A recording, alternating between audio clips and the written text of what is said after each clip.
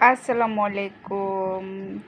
কেমন আছেন সবাই? দেখেন আমার কুট্টো সোনার অবস্থা। এই যে দেখেন, একটা গেঞ্জি নিল, একটা শর্ট প্যান্ট নিল, এই যে দেখেন একটা পাঞ্জাবি নিল,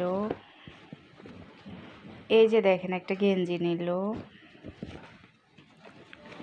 এই যে দেখেন একটা প্যান্ট, আর এই যে ব্যাগটা খালি। আর একটা গেঞ্জি দেখেন, এই যে ব্যাগটা খালি করে দিলাম। এই সব নিয়ে নিল, দেখেন এগুলো সব বাসায় পরে।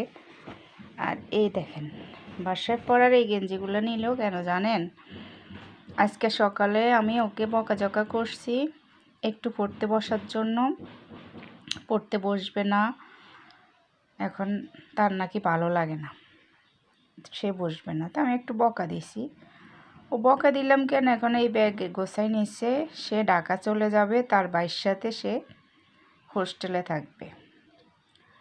তো এই হয়েছে তার অবস্থা, বুঝছেন? তাকে বকা দেওয়া যায় না, বকা দিলে সে এরকম ব্যাগ গোছাই গাছাই নেয়, সে হোস্টেলে থাকবে। তা আপনাদের কার কার বাসায় এরকম রাগের মানুষ আছে জানাবেন।